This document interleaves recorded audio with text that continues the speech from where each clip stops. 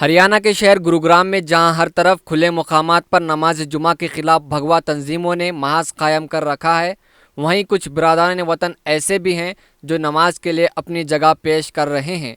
इनमें अक्षय राव ने मुसलमानों को अपने मकान की छत पर नमाज पढ़ने की पेशकश करके मजहबी रवादारी की मिसाल कायम की है। और दूसरे हैं शर्दील सिद्धू, जिन्होंने जुमा की नमाज के लिए सिखों की मुक़द्दस जगह गुरुद्वारा में नमाज के लिए खोल दिया है, जहां पर मुसलमान नमाज जुमा अदा कर सकते हैं।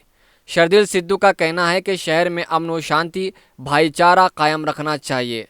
आपको बता देंगे, भगवा तंजीमों की जानिब से मुसलसल खुले में नमाज अदा करने पर एहतजाज किया गया है और जिस जगह नमाज पढ़ी जाती है वहां पर पूजा और गाय के गोबर डाले गए हैं।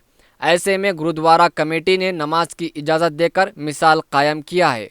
इसमें भावना की कोई बात नहीं है। देखो, हमने तो देश का माहौल बचा के रखना, भाईचारा बचा के रखना। एक समुदाय मुस्लिम भाई है, इनको आप कहीं भी जगह नहीं देंगे नमाज पढ़ने की। किसी न किसी को तो आगे आना होगा अगर देश को बचाना है तो। देखो, हम तो अपनी पहली पातशाही तन श्री गुरु नानक देव जी के फरमान पे चलते हैं। उनका कहना है, अव्वल अल्लाह नूर पाया कुदरत के सब बंदे, एक नूर से सब जग उपजे, कौन पले कौन बंदे। हमारे बाबा नानक जी की आप उनके देखेंगे, उनके साथ एक मुसलमान जी भी थे मर्दाना जी के नाम पे, वो 45 साल उनके साथ रहे हैं। ठीक है ना। हमने तो अपने गुरुओं का फरमान पढ़ना। देखो, मुसलमान भाइयों, आप हो, मैं, हमारा खून का रंग तो लाल ही है ना, तो वो कैसे बदल सकते हैं। आज इनको इतनी नफरत भरी निगाह से देख रहे कि ये नमाज भी नहीं पढ़ सकते।